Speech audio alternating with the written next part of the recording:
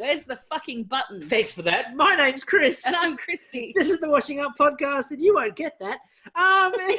Anyway, this is the second part of the Burbs. And we're going to have a lot to say about the Burbs. Are in the suburbs. Yes, the Suburbs Round 2 Electric Boogaloo. And we didn't come armed alone. We decided to bring a finalist from the Great Australian Bake Off. David, how are we going?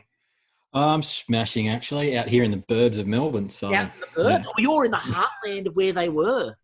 Other side of the city. Like, I'm out west, let's be honest. Yeah, but you're in the condescending part of the city, otherwise known as the burbs. Yes. So, smack bang. How do you cope in such an isolated and remote part of the world, and like a suburb? It's so rustic. Yeah, it's rustic, it's rural. How do you even cope without falling out into a latte?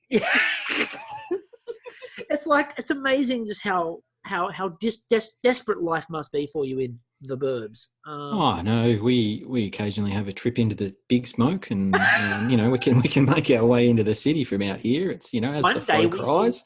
One day we saw electricity.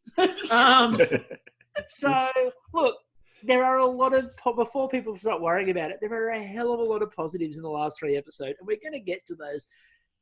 But we need to start with the elephant in the room, which is the fucking way the suburbs were treated. The majority of people in Australia live in suburbs. Some are fancy, some are not so fancy, some are downright dangerous.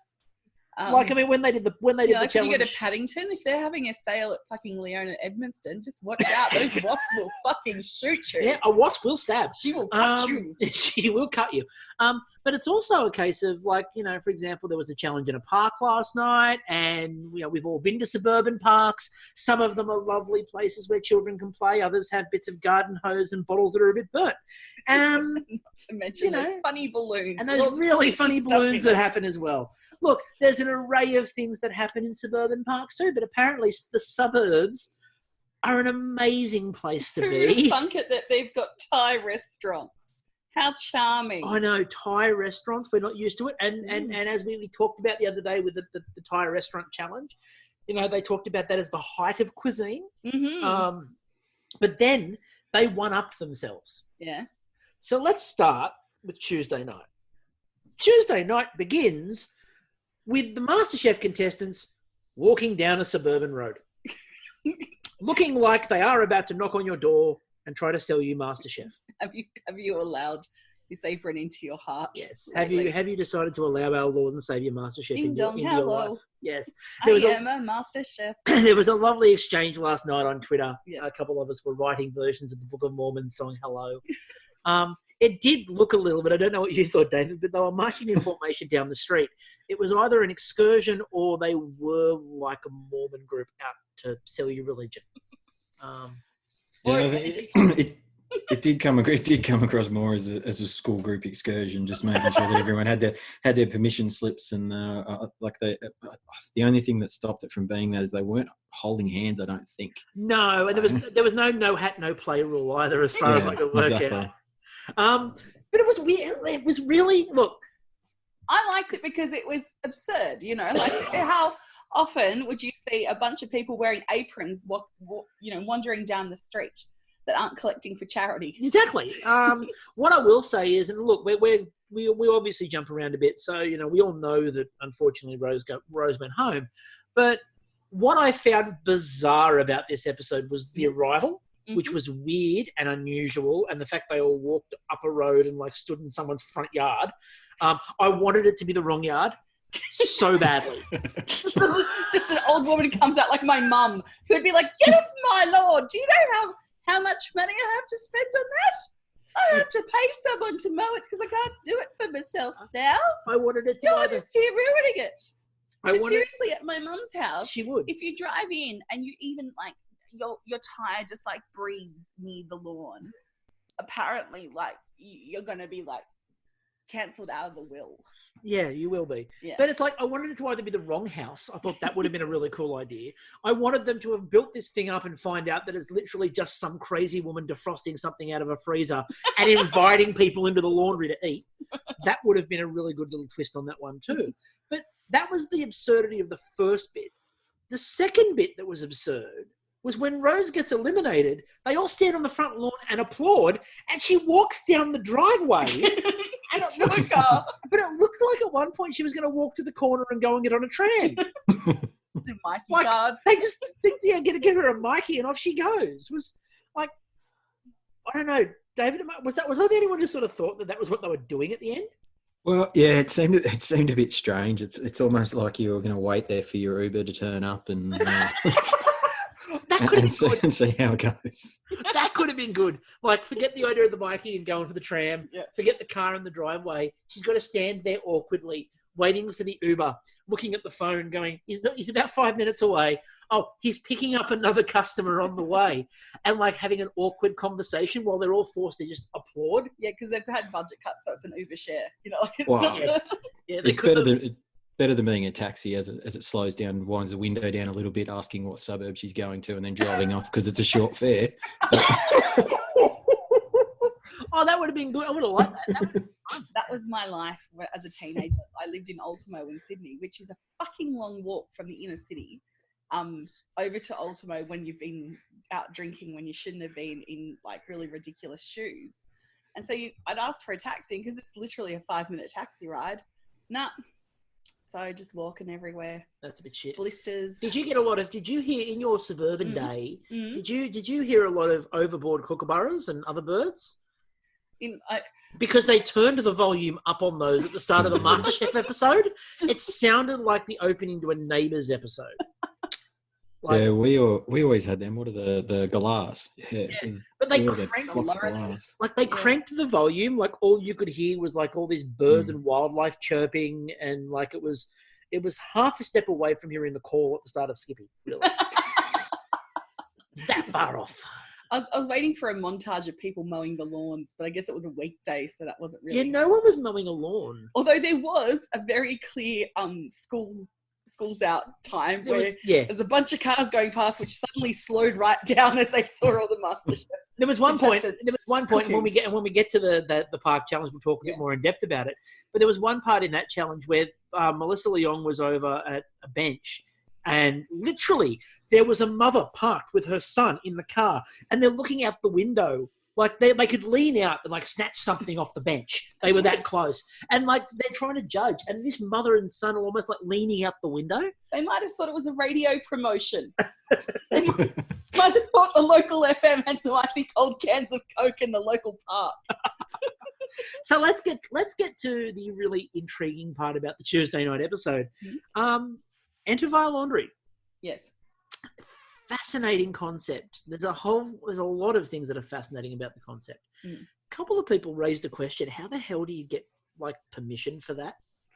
Like maybe it's under a certain amount of people, and they only host it once a week. So yeah, that would that's possibly one that puts it through. I mean, I would assume there's still like food service regulations and rules that apply. Had you ever heard of it, David?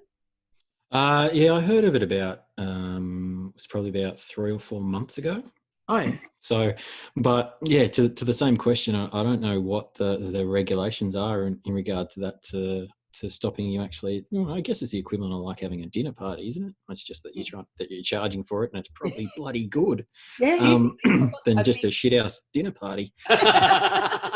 Do you think that they have like a whole wine cellar now full of like $10 bottles? Everyone turns up. Obliged to bring that or some stale roses. Brings a cheap ass bottle of wine, or we've got a box of favourites. We've got a box of favourites at home. Bring them. Some shortbread from Christmas. Something's got they've got a cellar just full of unwanted gifts. It was a really interesting idea to sort of, first of all, I like it when they do a taste test. But my God, no one could work out what the hell the flavours were. Just seeing them all on the lawns. It was a school excursion. Because when you get your school excursion sheets, and because you're a fucking teacher issuing them, and you just have to find somewhere that was relatively comfortable that you could write on your sheets. It was like that, but with food. Yes. They were like sitting. It's where you were buddied up and riding on each other's backs. Yeah. Well, they were half a step away from that. Like, you had people cross-legged on the lawn. You had some on the driveway. It was the only time I was happy to have a lunchbox in my bag.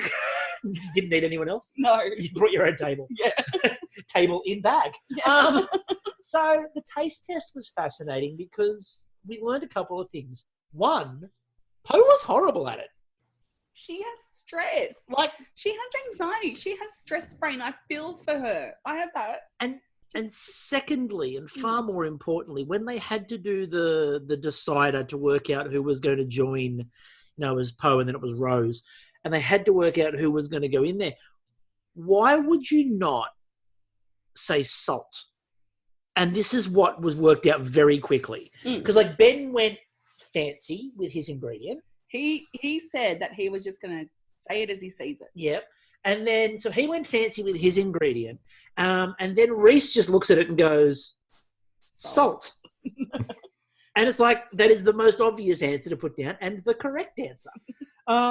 So I thought he was clever, but he wasn't really clever. It was just obvious. And I was surprised that nobody else had thought of it. Like, no one else thought of it.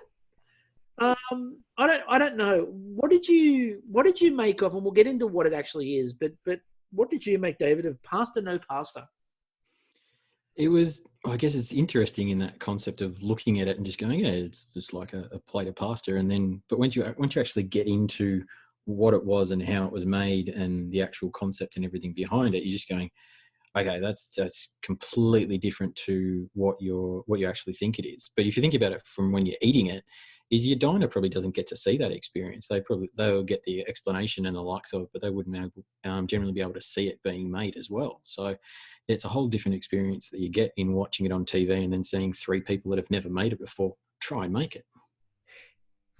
No, you go. No, it was an interesting thing because there was, I think it, and again, I will probably butcher the pronunciation of it. I think it's Kundvi. I think that's how you pronounce it. If I'm wrong, somebody on Twitter will let me know. They'll correct you. Now, there were a few people, the reason why I'm sort of saying that is because there were a few people who got a bit shitty about the fact that they didn't call it that. They called it pasta no pasta.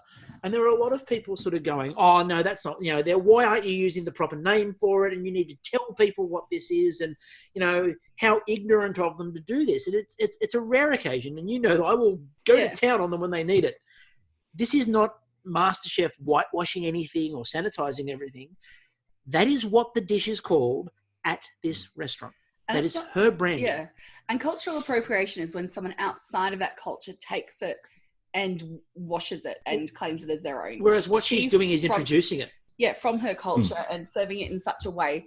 And, you know, kanvi is a beautiful word, but it's not catchy like pasta not pasta, where you're being a little bit cheeky, introducing people to something new, giving them a base on which to work, and they're happy to try it, and giving it a funky kind of name. Now, what that did, though, I guess it's more, like, appropriate than fucking zucchini. Like, zucchini noodles. Zucchini spaghetti. No, it's just sliced zucchini. Yeah. Literally, it's just ribbons of zucchini. Don't give me that, it's pasta.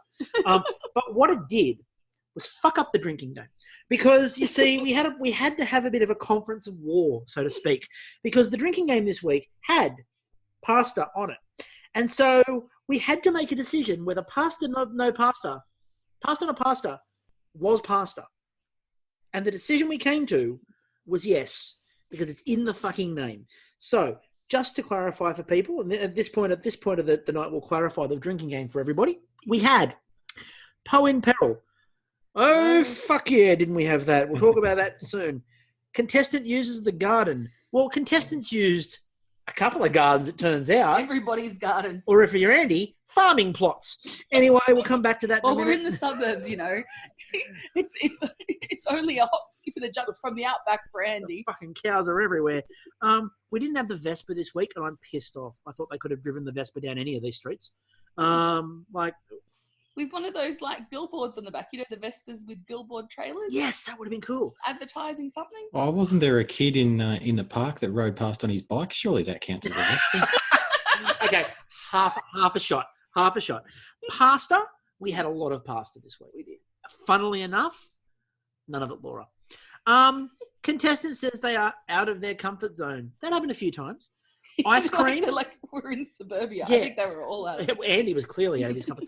Ice cream, that happened a few times as well. Melissa takes a kitchen walk with either Jock or Andy. Now, that all happened the other night. It didn't happen after it. Yeah. Which we were making a point. They don't let her walk with either of the two guys. Contestants wear matching outfits? Not really, but again, it was suburban. They couldn't really, You wear matching clothing in the suburbs, you're in a gang. And pressure cookers. Or you're in like a team sport or a jogging club or a swim club. Do you think any of them are in any of those things? I don't think so. Might have been. Khan part of the football team? Volleyball. The volleyball, okay. Actually, Or mixed netball. No, Khan's a volleyballer. 100%. All right. 100%. And all I'm seeing is the beach volleyball scene out of Top Gun. So, anyway, so that was the drinking game for this week. And it was interesting because a bunch of people were like, where's hibachi? And I'm like, we don't put that on every week because we'll kill people, like alcohol poisoning. But this week was a good week to leave hibachi off. Yeah, because they didn't use the bloody things. I think there was once I saw someone hibachiing some pineapple at some point. And I think that might have even been a fever dream. Yeah, you might have been like missing them. So we had an interesting situation in this where when they were doing the who had done the best at this challenge, Simon uttered one of my favourite sentences in this whole series when he said, taste tests are about more senses than just look and smell. They're also about feel. Simon, what about the fucking sense of taste? It's a taste test. You've now named 3 senses. None of them taste.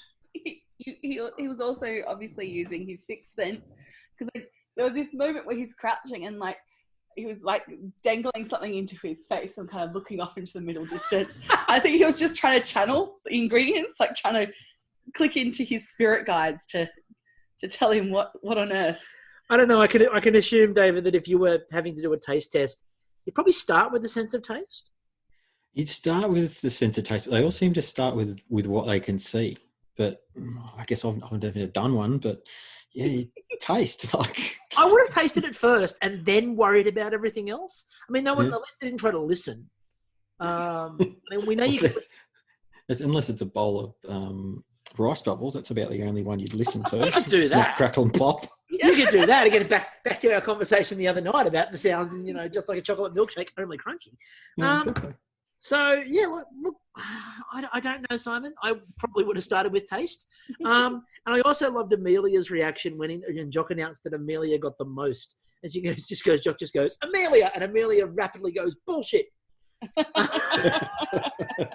here for Amelia. I'm really here for Amelia. I mean, she didn't have the greatest night tonight, but she was Miss Congeniality in the kitchen, to be honest. She was cheering everyone on and, wiping down Amina's plates or Tracy's plates while going out. So didn't it got a little bit real when they all went into the kitchen, through the laundry, of course, because there's entry via laundry. So when they all got in there to look at it, it kind of looked like they were all there to film like a TV soap. I was waiting for the guy in the Vanish ads to come out and ask them if they'd consider, every answer to the, what about this stain with Vanish seems to be mix up a spoon of it with a little bit of water and create a paste and then whack it on. Was that what they were doing on the counter? Yes. It wasn't no pasta. They were using Vanish strips. Yeah. It was on to remove some stubborn stains. Is that why Ben started out really bubbly but ended up flat? Yeah. Because the Vanish stuff worked it out. Yeah. It's either that or Channel 10 does some cross-promotion with Harold Bishop knocking on the back window asking for a cup of sugar. Yes, funny you should say that. That was my premise, is that they missed a fucking, the skipping forward to when they're all, battling out for a chance at immunity in the local park. I'm like, why the fuck isn't this on Ramsay Street, But had Harold and his tuba toadies skating by, trying to cause some mischief, and Madge, calling out to Harold to come in for a cup of tea, and Mrs. Mangle peering through the curtains. You can tell how long it's been since we've seen any episode of Nate. Charlene was out there with the Charlene cars. and Scott. Scott and Charlene, fresh back from their wedding. Henry in his overalls. And Bouncer. Yeah, bouncer. Yeah. So you've got to watch out for Greg Fleet. You're bumping people off. Bumping people off. Can we just have the bouncer fever dream, but that's like MasterChef? It's just like that really weird bouncer dance number Fever Dream thing that they did on Neighbours years ago. Like it's a real thing. Look it up, people. It's a very real thing. Bouncers. Wasn't Bouncer any relation to Charlie the Wonder Dog? Has to be. Has to be. I mean, Charlie was far greater. I mean, he managed to climb up and down Mount Inclement Weather. And like, again, he always managed to drag Gramps to the problem. And that was important. He was running, he was laughing, he was making us smile. Charlie, we love you. Anyway, so there wasn't a problem. So they got into the kitchen. It was a bit weird. It looked like they were just sort of all just hanging around, having a quick chat about, what was in the fridge. Oh, yeah. I've got this dish. You want to have this for lunch? Like it's leftovers from last night. Pasta, no pasta. And then they're going through all of that. And then you suddenly think to yourself, okay, so there's 3 in this elimination. Mm. There's Poe. Yes. There's Gaston. Mm-hmm. And there's Rose. Yes. Now, one of these things is not like the others. Well, Gaston has a penis. Well, apart from that, one of these things... Post from season 1. ...is being removed from the show at some point in the next couple of weeks. We're not speaking out of turn. Everyone fucking well knows it. Yeah. So they're not being eliminated. Mm-hmm. So we know it's not them. Yeah. Which leaves you with Poe or Rose. And Rose. And there was zero hype beforehand in ads about Poe possibly going home. Like one of your faves. So Poe's staying.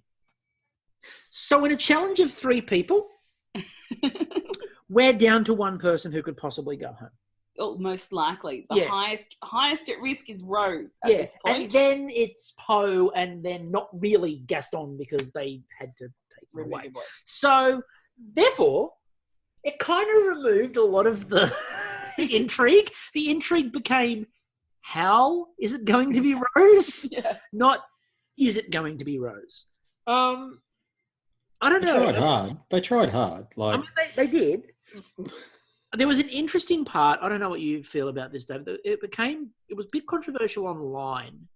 A lot of people were unhappy with the guest chef, because she said to Ben when he was having his problem, she went, "Is there anything you're forgetting in this?" And sort of reminded him that he was forgetting an element. And so reminded him to go back and check his recipe 3 or 4 times until he finally worked out what he'd left out of it. But is that something that we can forgive because we have been asking for more of a supportive show, and perhaps Rose and Poe didn't do anything that was as obvious as you've left the fucking turmeric out of the dish. I mean, it's supposed to be bright fucking yellow. It's not hard. What have you forgotten? I don't know. What do you reckon, Dave? It's an interesting one because...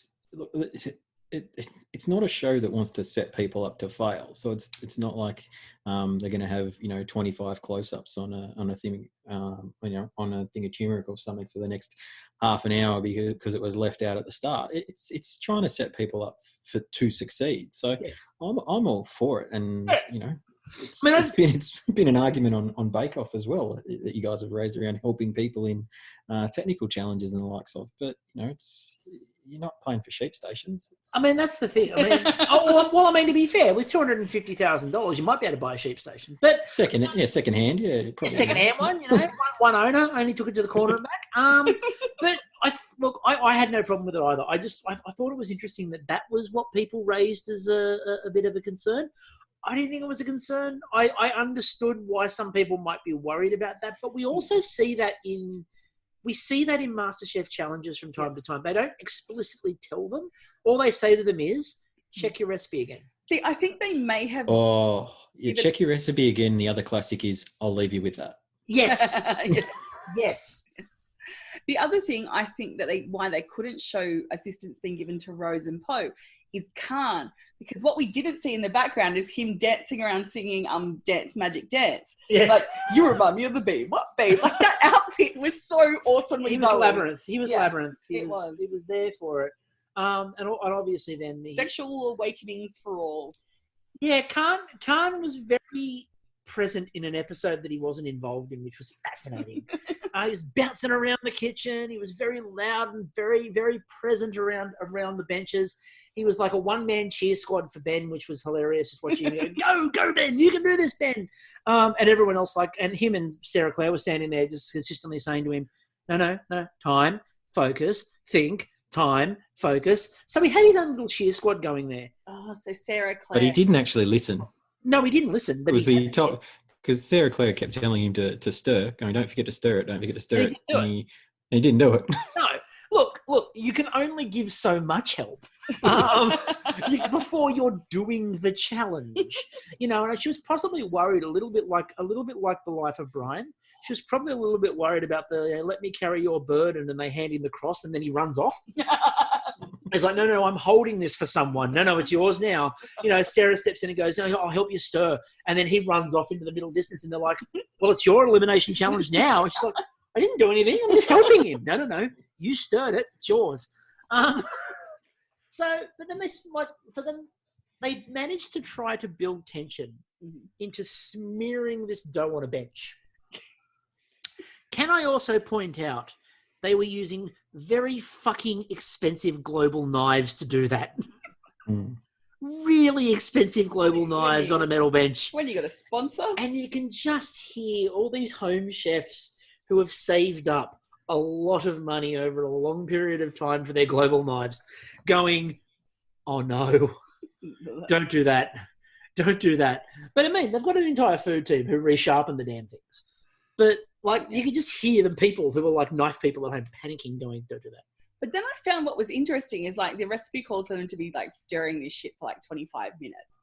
And I'm like, one, surely there's a device that will insta stir for you. It'll just auto stir a pot for you. Secondly, as Ben proved, you just whack it through a sieve at the end. Yeah, that was the other weird part.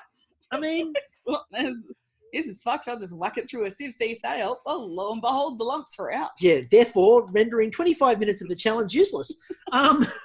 It was bizarre because, the other two whipped it and they're working really hard and they're working really hard. Ben's screwed up, and he puts it through a sieve, and it's fine. So why do they do 25 minutes of stirring? Just arm workout. I mean, it defeats the purpose. I mean, if you fill out an episode, if you were baking something in Bake Off, David, and there was a technique that involved half an hour solid of stirring, or you then had a cheat option, which was just quickly whack it through a sieve. I mean, you're probably taking the sieve. Well, you're probably trying the other one just to see what it does. But yeah, whacking it through a sieve at the end, it's not even a question, really. It's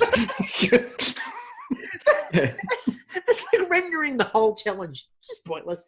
I just imagine that the chef is going to the producer. Okay, so what I do is I can either sit there and stir it for 25 minutes, or I'll just cook it for about 10 minutes, stirring, and go away and do stuff, and then put it through a sieve. And the producer's like, no.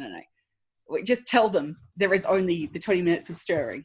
That is it. That is all there is. Don't give it the other way. Yeah. It's how long that realization actually took, because he started making it again. And as being someone that had to start last minute making something again, generally when something takes 20 minutes and you only got 20 minutes left, it's not going to happen. No. I mean, unless you're Poe. He sometimes bends time. Unless you're Poe, who seems to somehow seems to make 75-minute cakes in 40 minutes. It's incredible the way she can do that. But so we'll come to that in a minute. So obviously then they do the tasting, and we all know that Pose is going to be sensational, and it is. And we know that Rose is in a bit of trouble, and she is. And then they taste Gaston's, and they're like, I was worried about this dish, but it's fine. And at that point, we all know Rose is going home. Then we get the rather awkward wave at the end and the weird walk out the driveway, and again, at that point, the neighbours' credits roll, and, just like the map of Ramsey Street pops up. Map of Ramsey Street's there at the end, and Harold Bishop's there. They all meet down the cafe. No, what's it called? Lassiter's. They go to Lassiter's for a drink. That was the only thing missing from this episode, was a trip to Lassiter's at the end.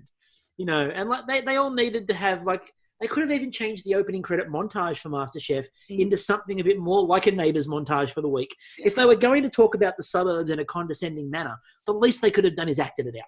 I do like though that their take this week on the suburbs isn't, how can I put it, Eurocentric. It's not, now we're going to a gastro pub, because that's been done to death in the past, or we're going to do a suburban barbecue. It's really been like, you know, things that we all have in our suburbs these days, which is really good Thai. Unless you're in Victoria, apparently, which has not the greatest Thai. I don't know. Where do you fit on that? Yeah, I kind of agree. I heard you raising this, and it's a bloody great topic to discuss. But I have a tendency to agree. I reckon we've probably got more and better range of Chinese restaurants down here in Melbourne. Yep. I'd back that 100%. So yeah, and I think it's probably just how they've developed over time. But banned it for a great Thai restaurant. Don't get me wrong. Your Chinatown is significantly better, but yeah, like the Thai restaurants in Sydney, they're everywhere, and you bump into good ones everywhere. I think also these days the Greek and Italian the Greek's always been better in Melbourne, but the Italian more so is better in Melbourne than it is in Sydney at the moment. We know one or two places that are pretty strong. But overall, I don't know. I'm still scarred by my trip to Melbourne, where I found the only bad Italian restaurant on Lygon Street. Did you? I did. Oh, I did. I managed to. I picked the one restaurant I picked it had shitty Italian food, and I walked out. And my friend's like, "I don't know what happened. I've been to every other restaurant, and they're all brilliant. I've never been to this one. I'm sorry. I managed to bring you to the only bad Italian in Lygon Street." So that's effort. See, I was that confident. Like, I booked in a dinner between the two sessions of Harry Potter for my friend and I. Yes. And she's married to an Italian. So I'm like, oh, I better pick a good one. And I'm like, oh, it's fucking Melbourne. They're all going to be good. And it was brilliant. And the chef was hot and like really attentive. It's very funky, very modern. And the service was quick because they knew we were there, you know, for a feed between the Harry Potter. Excellent. Yes. All right. So then we go to the second evening. And the second evening was a park.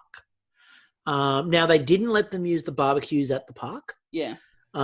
Which was disappointing because, like, you know... Well, they didn't have enough 20-cent pieces to keep them running consistently. Bit of a problem. And they hadn't been cleaned in ages, and it was obvious that one of the locals had pissed on one. What I do like about this challenge, though, is, look, say what you want about Masterchef, but they really know how to provide that suburban vibe. So you have all the benches set up with all the ovens and those sorts of things. And they're there, and it's a normal suburban. It's an outdoor version of it, but it's a normal suburban kitchen. Except for the fucking blast chillers. Like, can they not leave the blast chillers for like 1 week? No, you got to have it with you at all times. Those blast chillers are like, they're very skittish, you know, like they're very anxious and they need to be around their Masterchef. Separation anxiety. Exactly. You know, you leave those things alone in the Masterchef kitchen. They're howling all night and whining and keeping the neighbours up. I don't know, David, you travel with a blast chiller, don't you, at all times?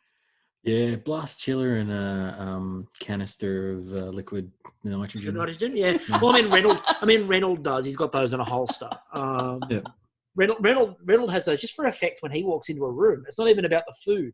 He just needs the smoke effect when he walks in. Exactly. Like he's floating on a cloud. And his Spotify is always ready to play like music for his entrance as well. He's ready. But it was the absurd shot of the night was when they ran over to I think it was Hayden ran over to the blast chiller. And like, so they're out in the parkland and he runs off and I'm like, oh, they've got like refrigeration over there because they had some fridges. And I'm like, well, that's weird, but that's okay. And then he goes to the blast chiller. I'm like, oh, for God's sake, you could have just left them behind. You didn't need them. Like, you could have come up with something that doesn't require a blast chiller. So the mystery box, it was an interesting one. First of all, we've addressed it a few times, but let's really get down to it. Andy believes that suburban vegetables are grown in farms. And I raised this because at one point during the challenge, while they're cooking, he's like, do it for the farmers. And you're like, what fucking farmers? These are like backyard vegetable growers. They don't have farms, Andy. I was really happy to see a bunch of like backyard growers and producers come in because we always think of like the vegetable producers and like and produce producers. You know, you have to go out into the sticks and then these people in blue tops with blue jeans and cowboy hats have to drive up on a hay bale, and you're just flashing back to last year's challenge, aren't you? yeah, exactly. Whereas with Matt Preston going her as all the trucks drove past. Whereas we all know someone these days that's making stuff at home, like I've got a little herb garden that's going martially well. We've all got people who are growing things, like the amount of like bloody cherry tomatoes I see my friend Emma producing, or people with their fucking egg hauls. Did you know chickens can create blue eggs? I had no fucking idea until a friend of mine showed that her chickens created like bluey green eggs. I want those chickens. You want bluey green eggs? Yeah. How? Yeah, there's certain types of chickens that will create different coloured eggs. And all you have to do is feed them a lot of dye. And... just fucking blue Skittles for the chickens. No, seriously, they're kind of this bluey, greeny, teal kind of colour. Lay the rainbow. And some of them also create like kind of purpley eggs. Like, they're beautiful. And I'm like, I thought that was only like in Enid Blyton books. But no, apparently this is... Hang on. So all you took from Enid Blyton books were coloured eggs? That, and like, she must have been taking a lot of acid. Oh, 100% you're taking a lot of acid. Plus pop biscuits, like Moonface in the magic faraway tree. The magic really fucking faraway tree, it turns out. Yeah. And these pop biscuits. I really want those. So you should work on those, David. I don't know the size. Being a baker. So the produce they brought out, there were some interesting things. I mean, the zucchinis. Jock was very impressed by the size of the zucchinis. Hey, fuck your eggplant emojis. Yeah, like Jock was thoroughly impressed. He's like, I've never seen zucchinis that quality. If only Khan had one of them yesterday, like the day before, for his David Bowie ensemble, it would have made it perfect. Dance Magic Dance. But there was some, and then there was the miso. The miso paste, brown rice miso. We know the brown rice miso appeared because everyone decided they were doing something with well, wouldn't you? It looked fucking phenomenal. And she put little gingham, like, fabric on top and tied it up. It was very beautiful. It was very beautiful. And there was very beautiful, what was it, parsley or basil? And then let's get basil. And then let's get to the far more important element of this mystery box. We had all the suburban stuff, but of course, it's not complete without fucking product placement. So, everybody, you're going to Coles. Just up the road, you can pick one ingredient. And my favourite part of the Coles trip was they set up the woman that Simon was going to talk to get prawns, which was fascinating because there were a lot of people getting really shitty about the fact that, you know, it could have been a vegetarian box and we could have seen something different, but then you had to ruin it by sending them to Coles. And I'm like, he didn't say they had to buy meat. No. Like, and Simon normally wouldn't, but he goes, oh, but the prawns look so good. But while Simon was buying the prawns, over Simon's shoulder, right up the back at like the cured meat part of the deli, the woman who worked the cured meat part of the deli had her phone out and is like snapping a billion photos of Simon and the crew ordering from the woman with the prawns. And it was only like quick, and then obviously the cameraman caught it and like cut away. But for this moment, there's this woman just photos. Well, she'd probably been like telling her husband all week, oh, I've got to work back at the deli because I've got to make everything look beautiful because Masterchef is coming. And the husband's like, no, they're not, dear. You're having an affair on me. That's why you want to say, I've seen you and Greg the butcher out the back of Coles just eyeing each other up. Yeah, sure they didn't. True, so she had to get evidence. He's like, see that, Simon? No added hormones. But that's the other part. Either that or they were checking their lines and saying, no, these are all fresh and whatever prawns that have... She was very good with it. She was almost Curtis Stone level. Yes. When Curtis Stone talks about his RSPCA, no hormone, no ingredient, fresh chicken, whatever the fuck it is. Which he can recite at the drop of a hat. It's an incredible skill. Pointless, but incredible. I'd hate to be his partner in bed at night when he's like talking in his sleep. Starts talking about chicken. RSPCA approved, no hormone added. They're trying to go to sleep and all she hears is, have you ever wondered? Have you ever wondered? Have you ever wondered? It must be horrible. Like Curtis's partner in bed and all she, have you ever wondered? No! I don't fucking wonder, Curtis. All right? No one fucking wonders, okay? You know, or it could be worse. You could be lying in bed at night and he just starts humming da da da da da da. That would be more annoying. I don't know. What would you, if you have to go down and get one ingredient from Coles, David, what are you picking? The one ingredient. Well, the first thing when I go into Coles to buy one ingredient, and I'm not picking up a fucking basket on the way in, that's for sure. No, as they all did. It was a weird call as well. If I'm going to get one ingredient to throw with it. I mean, a couple of years ago, Jo had a really good idea when she said that what she wanted to do for her challenge when they had to get one thing from Coles was a fucking roast chicken. I'd have gone for a 6-pack of Red Bull. That would have kept me going during the cook. Just slamming down some caffeinated drink just to, perk me up, get me through the cook. Big thing of saffron, and you're not using it, just throwing it around the park. Just some Smith's crisps just to nibble on while you're cooking. Yeah, I'll probably go something boring, unfortunately. Something like the lobster tail or the prawns or something like that, because it's probably not enough time to do anything, a decent pork belly. But yeah, something like that at least you can play around with. Would you have done what Poe? Devon. Would you have done what? You would have got Devon. Would you have done what Poe and Hayden decided to do, which is bake a cake in the 75 minutes outside in the middle of a public park? Potentially, but I take umbrage with the way that they did it.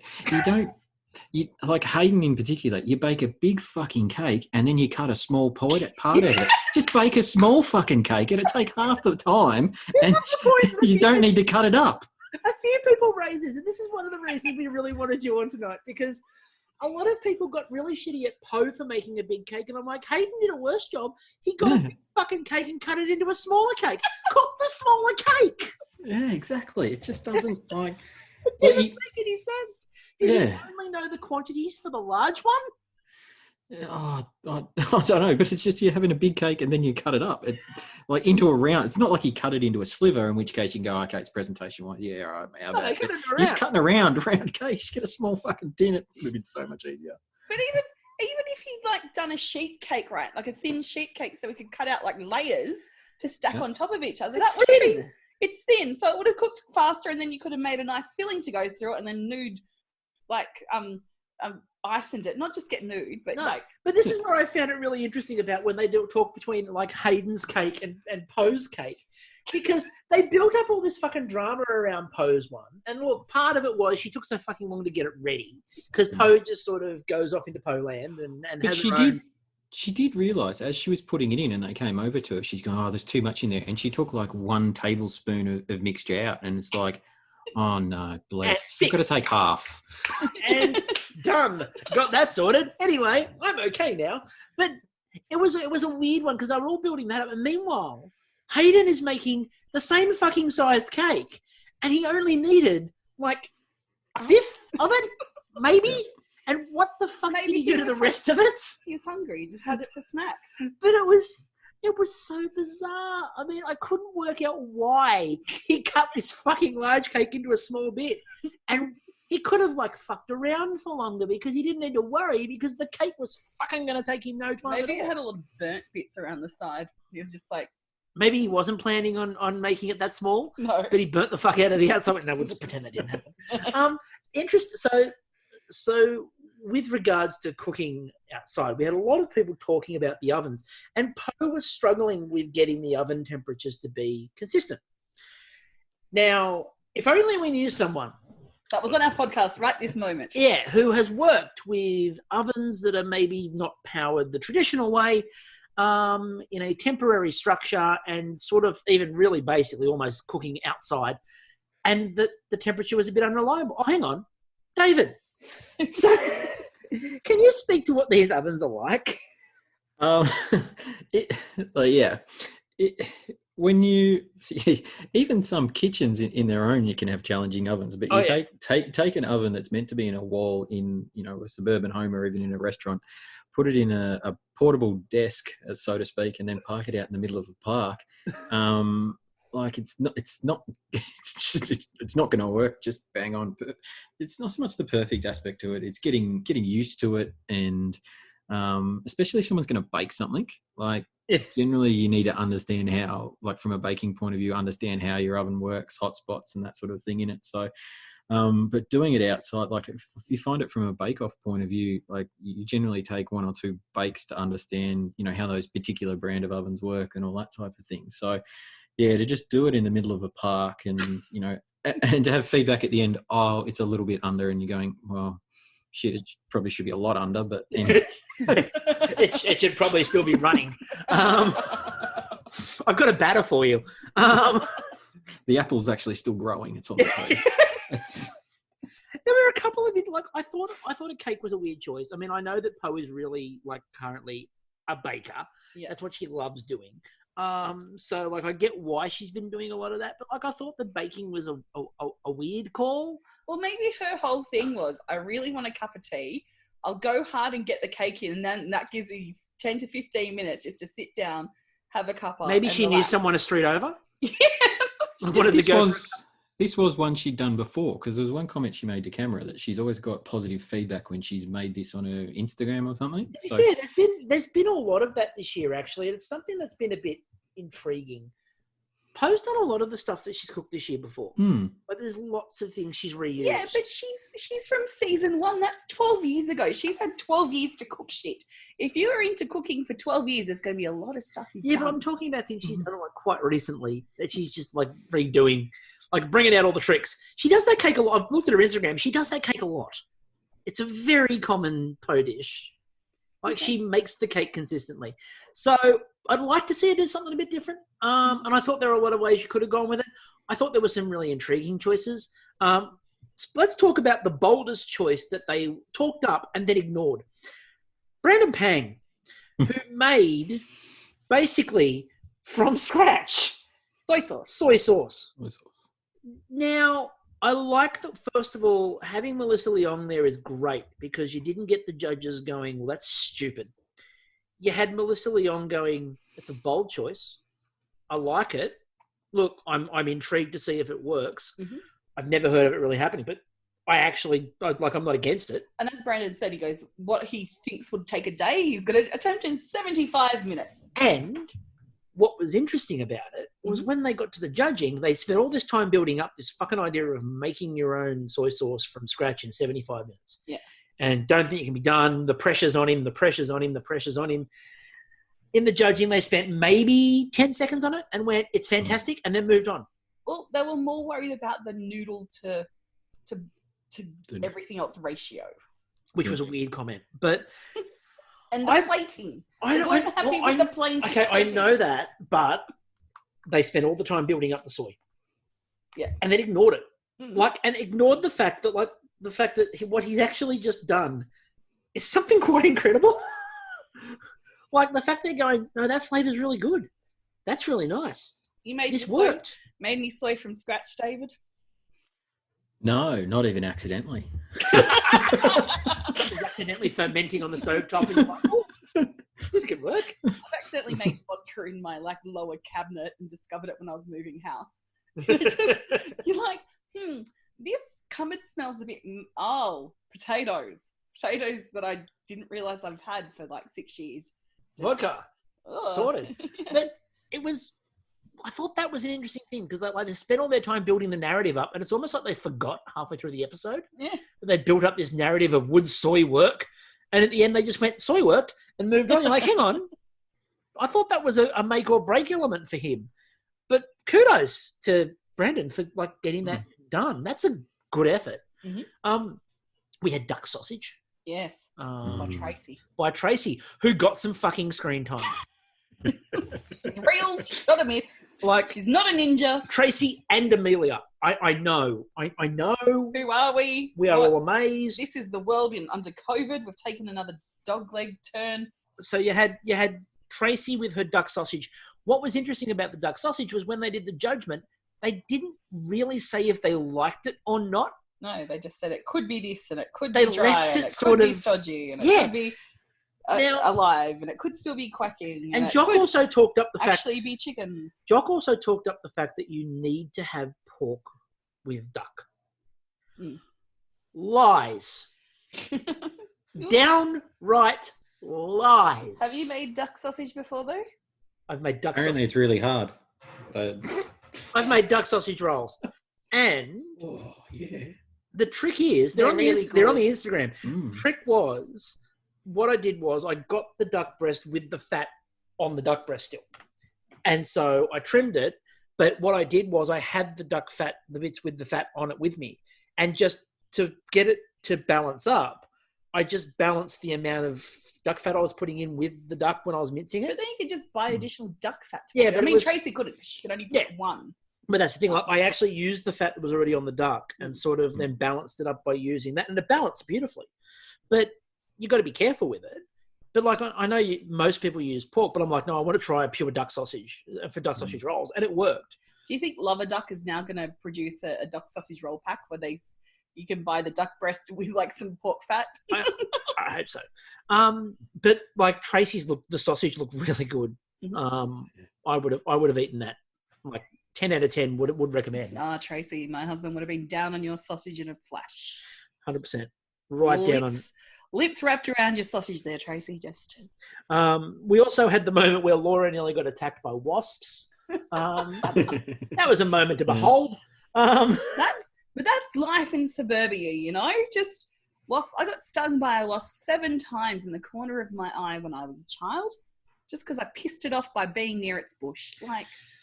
Now, talking about Laura, and then I went to a sale at Leona Edmonston in talking about Laura and Amelia, in talking about both of them, we had a quail off. Obviously, adhering to the suburban theme of the challenge, quail. We all know we all use quail in our daily lives. We can't fucking move for a freezer full of it. But that said, like, you know, I've got friends from like Italian backgrounds and stuff whose parents had quails, usually in the bottom of the bird cages. Yeah, but so they could eat like the leftover seed and then they'd eat the quail. But what was far more important was, as everyone tested last night, they went onto the Coles website and typed in the word quail. And the Coles website came back with, we couldn't find the page you're looking for. Quail fail. So if somebody could say what Coles stocks quail... It was the Coles out at the Glen, so it's not your average Coles. Just for those that actually know where that Coles was, it did look a bit fancy. Yeah, it was. It is at the upper end echelon of your standard Coles stores. And we got apple and miso cakes, we got quails, we got duck sausages. You know, it was your average suburban fare that you would see on any suburban dinner table if you went to any of those houses. Maybe. And yet they were all fascinated by the street cleaner that went down the side street. Oh wow! Yeah, no, there was a few comments to say, now you really know you're out in the sticks because there's a street cleaner going, you're in the fucking city too. Yeah, have you not seen the ones that drive up and down the main streets of the city? Haven't you been like stumbling home from a club around 4 a.m. to the coming up the road with the flashing lights? Like, oh, am I back at the club? Oh no, that's a truck. Oh, and there's always some pissed idiot hanging off the back. Yeah, exactly. You know, it's a lift. Get a taxi. So I was surprised. Like, I thought it was interesting, just the range of ingredients they got from Coles. It was just interesting the way that we had a couple of through themes, and that was sort of it. So quail, the apple and miso cakes, and they got, I think it was ginger they got for that, wasn't it? So could have made a ginger ale and just sort of done it like that. There you go. There's a ginger ale. Here we are. We're here in the suburbs of a ginger ale. Rocking the suburbs. Yeah, that's the way they're working. I mean, they were in the it was Melbourne suburbs, not Adelaide suburbs, where Ben Folds used to live. Yes. So we got what we have asked for from a mystery box, though. Yeah. We wanted everyone, because in the mystery box challenge, no one's up for elimination, right? You're going to get to an immunity challenge, but you're not winning immunity and you're not being eliminated. No, it's a great chance to actually take risks. There's nothing on the line. And for the first time in the mystery box this year, I felt like everyone tried something. And that's what we're after. What we want people to experiment. We want people to try new things. Yeah. And we got a bunch of that in the challenge. So I was really happy with it overall. I thought it was a good challenge. And I thought the food they cooked was really good. I mean, the montage of mediocrity sort of skimmed over a lot. Yeah. Khan didn't even make the montage, and he did retweet that I didn't make the montage. But to be fair, my dish was not very good. But they did cut to him a few times, so it sort of was a bit disappointing when he didn't make the montage. Yeah, he's like, I didn't get any screen time yesterday. You know what I'm going to do? Oh, no, I got too much screen time yesterday. They were balancing it up. I got to balance him up. And it was also pissing down with rain towards the end of it, if anyone noticed. It was. And there's one other thing we need to discuss. It's a very important thing we need to discuss. It's a public health notice. Obviously, in these dangerous times of plague and pestilence, we need to look out for each other, and we need to make sure that we don't all fall victim to the horrible, horrible pestilence. I refer, of course, to use of the word banging. And fucking Melissa Young said it tonight. There's been so much use of the word banging. It's like catching an FM radio station on Friday afternoon on your way home from work, and they're like, here's a few bangers to get you into the weekend, get you pumped, yeah, banger. Amelia said banging last night, and look, Amelia, you know better. Sarah said banging. And again, Sarah, you know better. But what if I gave you a choice between the use of banging or, let's say, references to someone owning a cooking school? Well, does anyone own a cooking school? I don't think anyone does. No one does? I mean... No. Oh, I didn't know. It must be a different series I was watching. I mean, we didn't see... Oh, hold on, just got a message. Someone said Callum. Oh, Callum. Does he? Oh, really? Callum does. Oh, that's... Geez, I'll check that one out. It's been hours since they've made reference to it, so... It actually been a little bit of time, so I'm assuming next week it's nothing but references to the cooking school. Katy Perry walks in, and he just goes up to her and goes, Katie, I got a cooking school. It's like Bob Vance. Vance Refrigeration is like, Callum's cooking school. Come on, Callum's cooking school. Yeah. I kind of might even take the references to the cooking school over the word banging, because the word banging, we're not getting it from one person. Like with Callum, at least with the cooking school, it was just him. Others weren't spruiking his cooking school.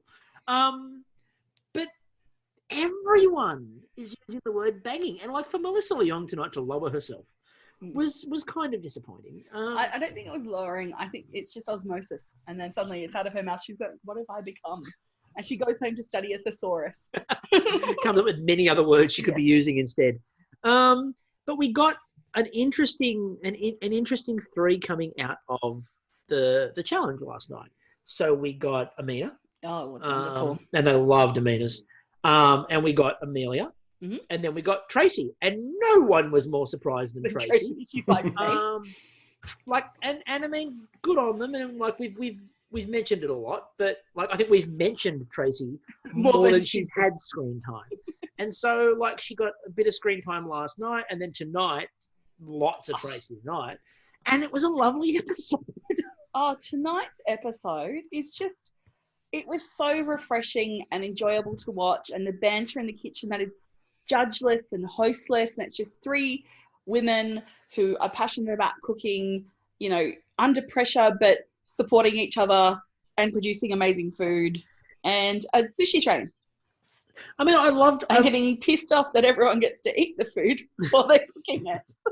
I was like at one point where I think Tracy put out the sandwich and they look really good. And she's like, don't worry, girls. I've made us a couple. I've got some out the back for us. But I thought... I thought it was a great...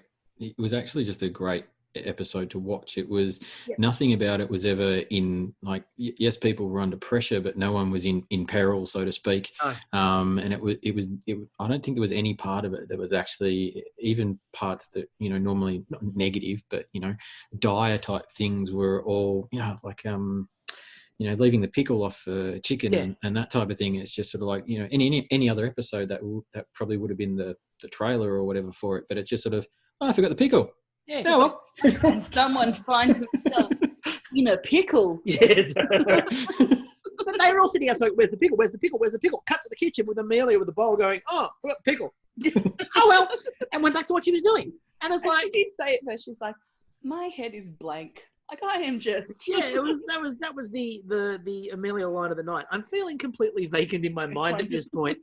And, like, I can understand why. I mean, was the most, considering the situations they've been cooking in, which is somebody over their shoulder yelling in every single cook. Yeah. And lots of time pressure and lots of people buzzing around them. And the gantry just being annoying. And the gantry this time was being annoying, but they were locked on the other side of a fucking wall. Yeah. And they had water to drink. And as Khan said, they were playing categories, and he lost every round. So you couldn't hear him. There was that lack of the that little voice in your ear when you've done something wrong, saying, "Oh, this is fucked. Please unfuck it." Type thing. Yeah, but they didn't know. Like, that's the thing. Like, they were just putting the dishes out, and so which is quite a mean feat, because like they didn't have a lot of space, and they had 20 dishes to plate up, 5 times, and they were in charge of the cooking, the prep, and the plating, and the serving, and it was nuts. And they had to time it themselves. There was no one like over their shoulder going, "Oh, service," like They just had like a polite little sign that came round on the sushi tray saying 45 minutes to go. That was quite cool. I like the way they did. The 45-minute sign was quite good. I thought it's almost the equivalency of Masterchef's slow summer episode. Like, the Garn sort of just watching the train. Yeah. It was a lot like that. It was just watching like people cooking. And it was all about the food. Yeah, and learning a lot about the food. Like Amina talking about the quick kimchi. Yeah. Which I thought that had to be like, fermented for 100 years by a Buddhist monk in Korea. Yes. Apparently not. I have her cookbook. You bought me her cookbook. I did. I haven't checked to see if in the Jokwang cookbook if there is actually a recipe for 100-year-old fermented kimchi, because I'm not starting now. Like, it's a bit late. We've got no one to bequeath it to. Yeah, I'm feeling like if I start my... Give it to one of my nephews. I'm feeling like if I started my, 100-year kimchi now, I'm not going to see the benefits of that shit. So it could be like the boiled sourdough. Sorry, it's a Brooklyn Nine-Nine reference. Really going off. Did you know someone started a sourdough from yeast found in an Egyptian bread pot or something? Like, it's like a thousands of year old yeast. And they made a sourdough out of it. I don't know. Do you want that started, Dave? Maybe not that one, but yeah, there's probably also I believe there's people that have started. It was either beer or bread out of belly button lint or something like that. Like, it's just not something. I don't know where you get the idea to try that shit. I mean, the weird thing has been that since COVID has happened, apparently one of the currencies that the world now runs on is sourdough starters. Sourdough starters and toilet paper. Fallout did not see that coming. It was all to them, but no. It's like, have you got a SCOBY at least? Like, it's like, I just want to make some kombucha. It's like, I didn't foresee a sourdough starter becoming currency. It's weird. It is. Like, I've never felt the need. I've never felt the pressure or the need to have a sourdough starter in a jar. You can just start one from your beard. You saw that guy. Or you can just start one from scratch anyway. Just, you can do one in a week. Yeah, but again, I've never felt the need to have like a sourdough starter in a jar somewhere waiting. It's just never really struck me. It doesn't wait. You need to develop a relationship with it. You need to name it. Take it out. Name it. Feed it. Yes. It's like, oh god, it's high maintenance. Yeah, that's probably why I don't feel the need to give do it a spa day. I'm not giving it a spa day. Pedicure. Pedicure, manicure. But I'm not too sure if you're supposed to take it to a doctor or a vet. Like, it considers itself, it's named after a human. I mean, they're technically animals. Imagine going to the vet with your sourdough starter that's not feeling well. It's really awkward. It's really awkward if it gets a yeast infection. Yeah. Look, I had to bring this to the vet. What's wrong with my sourdough starter? It's not working. Got any tips? So we had like this really lovely atmosphere for these 3 women to sort of just cook. And it's something that we've sort of talked about a lot with Masterchef, and when this series of Masterchef has been really good, it's just been about people cooking really good food. And this is how we know it was a really good episode, because we haven't gotten to the part that has made it rise above absolute blind tasting. Yeah. And that's one thing we've screamed about, is the idea of a blind tasted episode. And we finally got blind tasting. And it made sense. I mean, Poe may have picked Amelia. She goes, "This is a generous size. This is going to be Amelia's." But I like that she picked Amelia's dishes off the back of. There's a lot of food. It's very generous. Yeah, That's got to be Amelia. You know, you'd rather that than they're like, I didn't like that. That's Amelia. Like it's just like there's a lot of it. well, I can tell this is Amelia's. That's one of her hairs. I mean, we're explaining. A couple of people were talking tonight about the fact that they've never been. They were struggling with the episode because they've never been to Sushi Train. Which, first of all, when COVID's all go. But secondly, they were like, and I don't know any of these dishes because I don't go to Sushi Train. A couple of us sort of had to comment. These aren't really dishes you would go to a Sushi Train for. They're not. No. Like you're not getting this on a Sushi Train. I mean, one of the things I thought was very authentic about a suburban sushi train that Amina brought to us, and that's like a Korean person cooking for a sushi train. It's true. There's a lot of Koreans who run sushi trains and sushi restaurants. Well, not sushi restaurant, but like the sushi bars and Yeah. stuff. So. But what was really cool about the episode though was like it's a sushi train theme. It's blind tasting.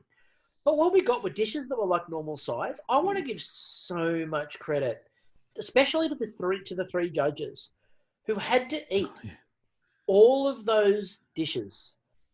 Every single one of them. And like the stack of plates that like Andy had, I'm like, that's a marathon effort. That is 15. That is a massive degustation. 15, and I reckon Jock went back for seconds on a couple of occasions. When you see him from every other tasting, when Melissa's talking in the background, he's stuffing something else into his mouth because it's that bloody good. Yeah, Jock's in the background. He worked out if they talk, he eats. Yeah, he's a bandit for some seconds. He's very good at finding them.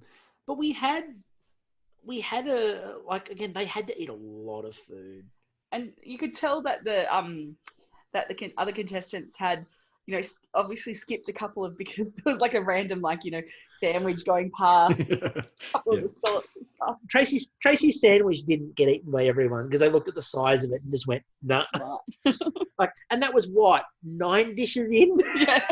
They're like not even they're just past the halfway mark, and this fucking huge sandwich comes down and they're just like, no. See, I don't even think they'd have penalised Tracy for being a bit late because it just gave them a bit more resting time to. But there was a lot of food on those plates, far more. If you've never been to a sushi train, that is far more food than you would see on a normal plate at a sushi train. What are your go-to? Okay, so what are your go-to peoples? What would you normally get? Where you at, David? At a sushi train. No, you guys first. Edamame. Fucking love just a bowl of hot edamame. Just the whole action of sucking soybeans out of a pod and that saltiness. It makes my day. Yeah. Mine is normally any of the prawn dishes. Mm-hmm. I am a bandit for the prawn dishes of all descriptions. What about you? I'll generally go anything deep fried, to be honest. Yeah, deep fried. Yeah, that's generally my go-to. I mean, the issue can be with the deep fried is that occasionally it's a deep fried and you just go, it's deep fried, but it's a deep fried. I'm not quite sure what's inside this. We'll try it. But that is a danger, and you could, by mistake, get some deep fried eggplant, and that's not nice when it happens. And nobody wants that. No. But generally, anything deep fried is, And I like the deep fried chicken coated in chili. You know how that just comes out? Yes. I mean, I also love the fresh sashimi, like the salmon. I'm not a big fan of the cooked tuna rolls. I just find that like eating cat food. Well, I'm not a big fan of tuna in general. No. I can do sashimi tuna occasionally, but I prefer the salmon. And I like things like the black rice, just because it's funky. Yeah, see, and I really like the flayed butterfly prawns. They're my favourites on the rice. I love those. Yeah. I could do those quite happily all day. Yeah. Oh, and the teriyaki or just any chicken rolls I like. And avocado. Yeah. I just like all the things. Yeah, I like all the things. Fuck you, COVID. We're going to have to do our own fucking sushi train. I'm going to have to get like a little train set. Well, look, I don't have We're going to lazy Susan. We can do that. I don't have a train set, but I do have... Back of the cats. Just strap it on the cats. I do have an AFX car track. Ooh, yes. We can strap some dishes to the back of the cars and remote control car this. My nephew's got one. Isaac has two. It has a jump. Yeah. So you could make it jump off and See, I into your have plate. the AFX track, and then I went out later on and bought the Thunder Loop for the Thunder Loop filler. So we can have... Was that the one that glowed in the dark? Yeah. So we Yeah. can have the dishes going on the Thunder Loop thrower. This is happening. All right, that's it. Done. Sushi slot car. Anyway, and we have an episode titled Sushi Slot Car. It is. I can't wait for it. Like, that's it. I want to see, ladies and gentlemen, on Instagram, on Twitter, I want to see your sushi slot car racing. Now, part of my head, now I want to see, because you know how like Japan has like themed restaurants and stuff. Yes. And I'm not too sure if the estate of J.K. Rowling, even though she's still alive, or Warner Brothers would have a say in this. But could you have a sushi train 9 3/4? Like, and like have a Harry Potter themed sushi train? Yeah, but you'd never get to eat it because it'd disappear. Yeah, Like or the try train to attack you. The train's coming around and like, oh, good, I'm going to get that dish. Where'd it go? They could do that one, you know, where the octopus comes alive because they pour the soy sauce on it, the tentacles move. It just goes into the wall and never comes back. Wingardium Leviosa, like Heston Blumenthal's floating pillow one. Like, it just... That would be good. Yeah. We also learned a couple of other interesting things tonight. Mm-hmm. The first thing that I was interested in is that Chris without a hat is Lawrence Mooney. There's a reason he wears a hat. Like, I'm sorry, like I did a double take. They cut to Chris. I'm like, what is Lawrence Mooney doing, and when did he grow all that facial hair? Oh, it's Chris. I didn't notice it before, but like now I'm like, put the hat back on. Like we've been adding to like get the hat off, and why you're wearing the hat on, no, put the hat on, leave the hat on. Mm-hmm. I don't need to see another Lawrence Mooney. One's plenty. You're telling Chris he can leave his hat on. I am. And of course, Twitter lit up tonight the moment they knew that we were getting a Kingfish ceviche. Because, you know, the legend of Marco Pierre White Will never leave. just yelling at Harry, "Where's my Kingfish?" It just echoes through the ages. It does. It's the most random piece of Masterchef in history. Just Marco running through a restaurant yelling, "Where's my Kingfish? Where's my Kingfish?" The most Masterchef thing could be a Vespa with like a plate of white chocolate velouté and Marco Pierre White's voice, "Where's my Kingfish?" Where's the horn? Yeah. Is, "Where's my Kingfish? Where's my Kingfish?" So we had a couple of, I don't know, rather than go through all of the dishes, what were our favourites? What were we looking at going, oh, I like that a lot? So, David, I'll start with you, David. What did you like? Oh, you can't go past the chicken. Like, even though it didn't have the pickle, but I don't care about the it didn't. Like, yeah, when you see that coming down, it would have just. Yeah, I would have elbowed a couple of people out of the way, and you know it's courtesy. Oh, yeah, ladies first. I would have been swapping seats just so that I got first. Like Khan had perfect pick of everything coming out. He was in prime position, so that's what I would have gone for, and I would have probably. I reckon I could have quite comfortably smashed 3 of those plates of chicken. And it looked good. That's the you can tell that chicken curry looks good. Like you can see that the batter looks the right way. And like just watching it come out, I'm like, yep. Yeah. No, and the other one was the bulgogi. I love bulgogi beef. Oh, that was my pick too. That is one of the things I am actually quite thankful for Costco for. Yeah. Oh yeah. The big trays of bulgogi at Costco are amazing. Now I know it was massive, but I was here for Amelia's dumpling. It did. I didn't think it was that big until she put it on the plate, and it was just sort of like, oh, it's huge. Look at the size of a sausage roll.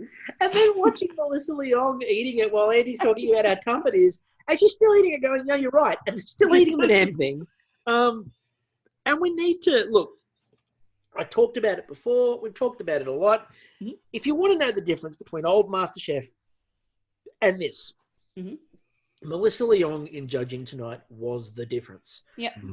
There were a couple of times when Melissa Leong was the difference. The first was where she explained and correctly pronounced the kimchi. Yeah, which is I'm not even going to try because I would butcher the hell out of it. Yeah. But Melissa just explained it and talked about what it was, and then we had in the same dish. Jock got really pissed off about the rice. He's like, oh, this is like like it's like day old fried rice. Oh my fucking God, that's when it's its best job. It's like day old fried rice. And Melissa looks at him and goes, and what's wrong with day old fried rice? And Twitter, as one, stood up and just applauded. Like, she was everything we wanted. That's when it's at its best. It's had time just for the flavours to soak through.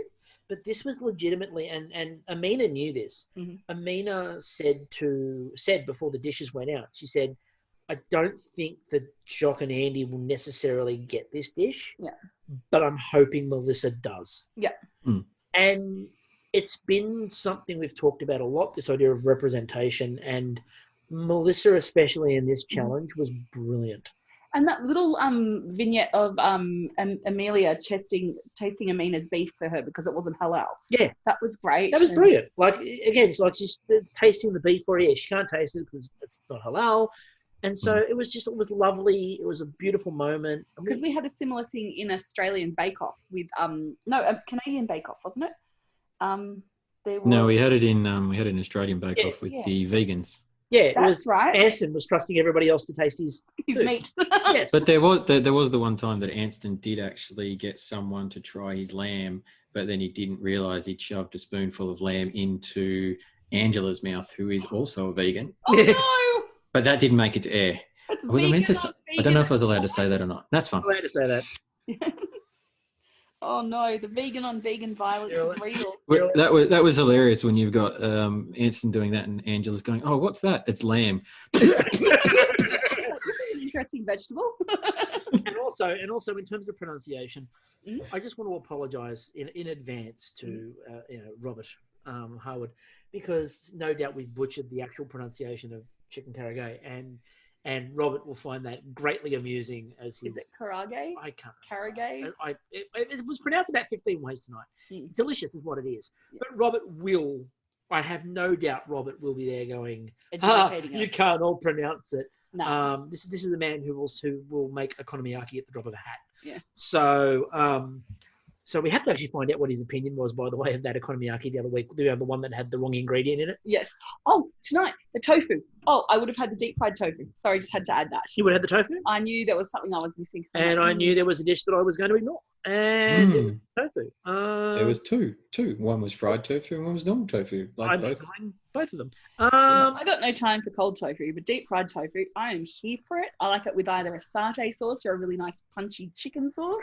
Because that'd be not chicken sauce, chili sauce. Chicken sauce. Chicken sauce. Punchy chicken. Punchy chicken sauce. Punchy chili sauce, because you know what? That'd be banging. Oh, my uncle's actually a vegan, and it was when he was first, I don't know, turned. We'll call it that. I don't know when someone becomes a vegan. And it was at my grandfather's place in Dalesford, and Dad had actually just cooked a couple of steaks, and within a couple of minutes of becoming actual shoes, they were that tough.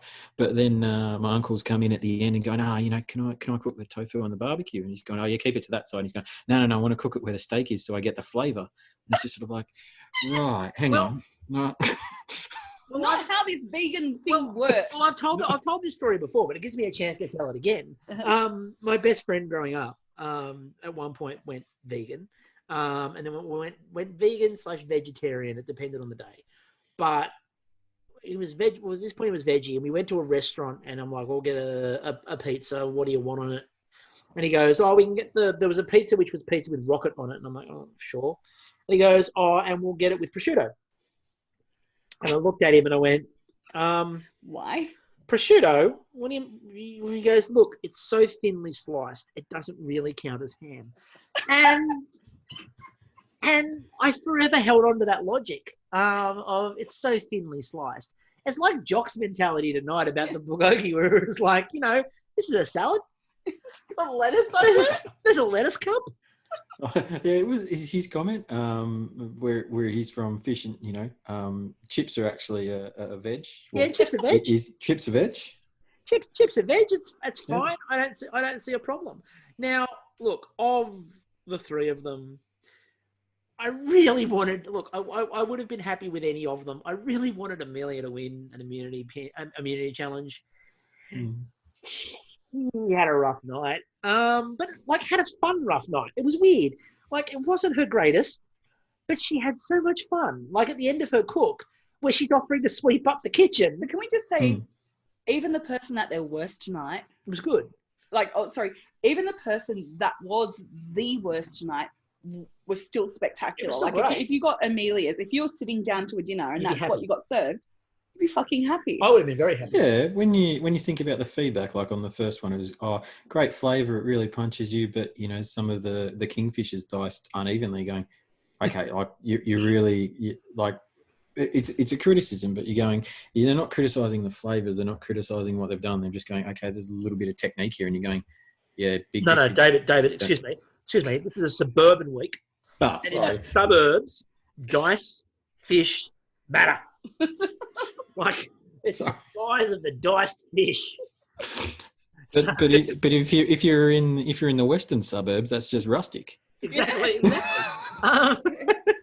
It's the way my grandmother used to make it. You know, it wasn't so much about, you know, being perfect. You just serve it up family style. Exactly. Little plates on the sushi tray in your kitchen. It was fantastic.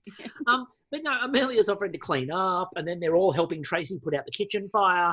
But what I loved about the fire was it was so on Masterchef, because they were all like, no one panicked. They're just like, oh, you've set fire to your paper, love. Oh, yeah, okay, we might put that out now. Yeah, okay, you got that. It's what we've all done in the kitchen when you have baking paper or tea towels near fire. You're going to get some explosions, or just some, you know, just small smouldering kind of flames gently. That went very country very quickly. Oh, man, it's been a week. A whole year. You don't quite know. Who knows? Each year of COVID.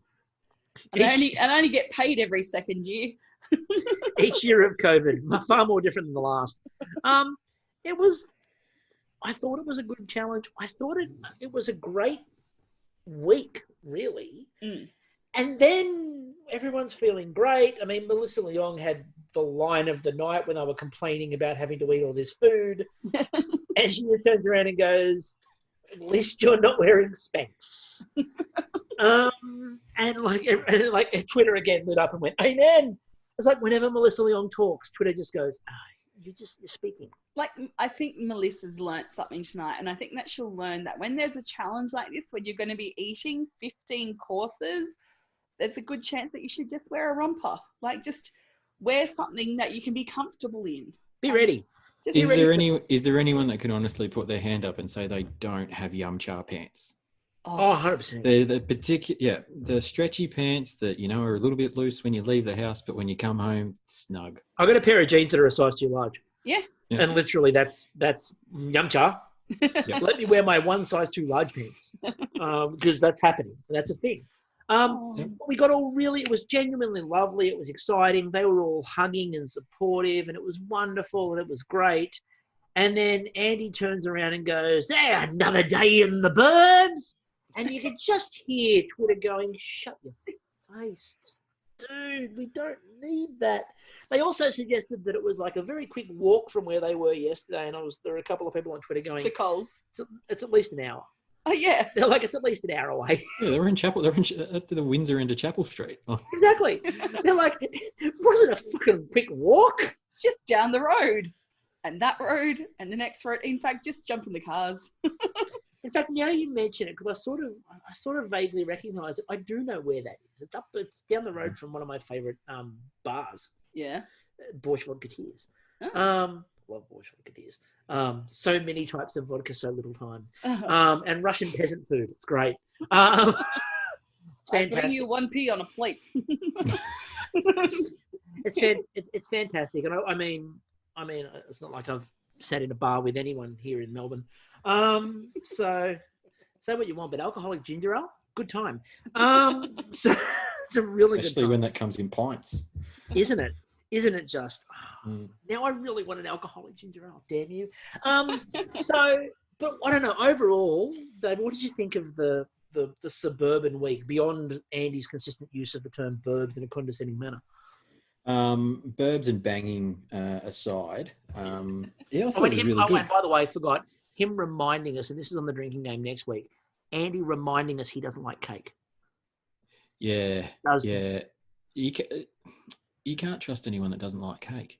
No. Like, It's like, yeah. Anyway, that aside again, I thought it was really good. Like, especially when you're getting back in with sort of the moving away from the old Masterchef and the edits that are spotted 5 minutes in and even from the ad that plays in the week. But it was a really good combination of outer suburb, be that outer suburbs as much as you want to portray outer suburbs.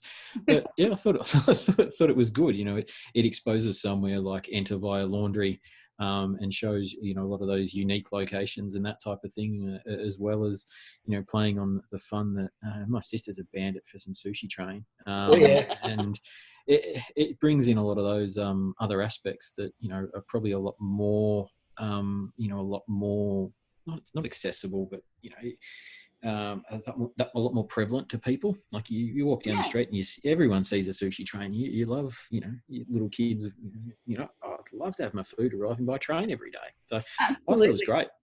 Like with the slight restrictions lifted, for my mental health, I went over to visit my sister and her kids. And I said, oh, what do you want me to bring for lunch? And, if it was my day, it would have been something like, fish and chips or hamburgers or chicken and chips or something like that. And my niece is like, sushi.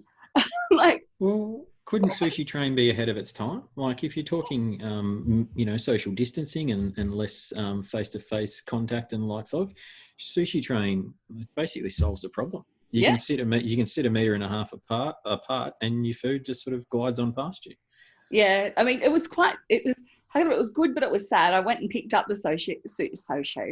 I went and picked up the sushi. Oh God, I can't even fucking speak at the moment. I'm being like possessed by pro and tro. It's Suburban Week. It's the Suburban Week. It's the week to do it. So I called ahead, ordered like the sushi rolls, and I waited in my car because there was other people waiting. And that's the whole thing. It was like, a couple of guys, a mum and her young child, and we're all social distancing, waiting for this. It's just in one of the suburbs in Sydney, and walked in, picked up my sushi, and I'm like, this is it. It is now just a part of, who we are as Aussies, and we're very lucky. Cute anecdote to cheer everyone up. Sorry, you're like, wrap this up, Kristie. No. So on 2 days ago, I called my sister and she was driving in the car, and my youngest nephew, who's like two and a half, was in the car and he was in a mood. I'm like, you want me to sing for you, Isaac? Because he loves me singing. He's like, no. And Kathleen goes, he's in a mood. He hasn't slept. I had to bribe him to sit in his pram with chips, like salt and vinegar chips. And he goes, I don't like chippies. And I'm like, oh no, do you like chocolate? He goes, no, I don't like chocolate. I said, what about donuts? And Kathleen goes, he's smiling. He's trying not to, but he's smiling. He goes, I like donuts. So I said, how about if I surprise you? And so I got some donuts delivered to them. And they're late, so they're coming tomorrow. Yeah, but that is how much baked goods cheer people up. Except for Andy, who whinges all the time about that I'm being forced to eat delicious baked goods. This cake. They're holding a gun to his head, really. I mean, it's cruel and unusual punishment they're putting Andy through, having to eat cakes. Terrible, absolutely terrible. Yes. I don't know. I thought it was a really good week. I thought that it was a friendlier week. I thought they had a couple of bumpy bits in the road, but overall it was a much better week than last week. Absolutely. So it was a much better week than last week. Let's be happy tonight. I thought that everyone this week has been a lot happier, and I think that everyone's been happier with the show. Long may this continue. Let's not go back to the dim dark days when they go back to the kitchens. And we're of course going to go back to the kitchen, and we're going to start with Katy Perry, who's probably not going to sing the theme live. Damn it. I'd like to see her, I know she's pregnant, but she could do it. She did Up it. and down the gantry. The thing was, the day before, a couple of days before she filmed that, she was at the Women's World Cup final performing. Oh, okay. Didn't she also do a gig in Bright for bushfire relief as well? I don't know if they ended up doing that one. That got cancelled, I think. No, did it? No. I think because of COVID. Yes, that's the World Cup's kicking off. Yeah, the World Cup final happened. They did that, and then it was a couple of days later they cancelled the bushfire relief, which is what she was here for. But she then went to Masterchef. So it was a couple of days after the Women's World Cup final that that she did the Masterchef appearance. Now, this is going to get interesting because this is obviously a clear marker of pre-COVID and post-COVID Masterchef coming up. Yep, so, and they've done bits on social media where they've said there is a clear distinction coming up and you will see it. Yeah. And we will address it when we get there. Excellent. So it's going to be interesting to see, how Masterchef varies once the COVID world hit, because it's being concluded. So they didn't go and stop; it's been continuing. So we will get a full series out of this. It's what form it's going to look like and what form it's going to take. That's going to be something that's fascinating to see. Yeah. So we'll be interested to see with it. Meanwhile, thank you, David, for coming on tonight. It's been an absolute pleasure to get to have you on and get to have a chat. Thank you for having me. Anything you want to plug? Anything I want to plug? Probably a couple of things, if that's all right. Go for it. Yeah. No more. Obviously, I've got my Instagram, but it's not so much about my stuff on there because I love the cooking. More wanting to plug the work and that goes into it from my sister. So she's actually, a lot of the people comment on, I guess, on the photography that's actually there. Let's be very clear. That's not me. I'm not a visual. I'm not a visual and creative person. I love to cook. I love flavors. That doesn't translate on Instagram. So I enlisted the help of my sister, who's actually wedding, food, portrait photography and all that sort of stuff. So, more of a call out to her, being that she's the one that does a lot of it. So Bryony Hardage of Hardage Photography. She's actually up in the Real Sticks in the Albury-Wodonga area, but more that call out there because you'll see a lot more of. So I've done a few recipes in that, a couple of them for Cocoa Black at the moment, and the photography that she's done for them is actually what's appearing on their website. And that at the moment, for coming up for this weekend for Mother's Day, there's some chocolate crepes with an orange cream and syrup and So and again, Cocoa Black. Oh yes. So there's some great stuff there. But the other one is probably more a general plug at the moment. It's not so much a plug, but it's more just a call out to everyone in given the times and that we're in isolation, and there's some people that are struggling and that type of thing, just making sure that people are reaching out to people. You've got places like Beyond Blue and Lifeline and those sorts of things for people that need a hand or need help at this point in time. But just as something as simple as reaching out to people that you may not have even spoken to for a while and just saying g'day and seeing how they are is can have a difference with some people. So just having those sorts of things in mind at the moment to people probably think of helping people as being things like charity. Charity is one aspect of people and actually helping. Just having conversations and being there for people that sometimes can have just as greater impact. So just making sure that everyone thinks about those things at this time as well. Yeah, I mean, if you are feeling down and stuff, but you don't, we're not counsellors or anything, and you don't want to talk about hard stuff, but you just want some interaction, just hit us up on the Facebook or the Twitter at the Washing Up. We'd be happy just to talk shit, say words like felching. Yeah, you're a bandit for a word like felching. I mean, felching can save lives. Okay, I'm not going to go that far with the statement, but look, putting it out there. There's a theme. There's definitely a theme in what you're saying there. I like what you're laying down. Mm-hmm. You're laying down felching. Anyway, no. I feel like that's a good note. Oh, yeah. I feel like that's a perfect note to end on. David, thank you very much for being on the episode tonight. It's been an absolute pleasure to have you. We will be back on Monday night. Yeah, we will. Post an elimination. Post Perry. And probably post Perry. I think she's Sunday night. Yeah. So post Perry, post elimination. Be very interesting to see what happens. Until then, I'm still Chris. And I'm still Kristie. And we'll catch you all later. Felching saves lives.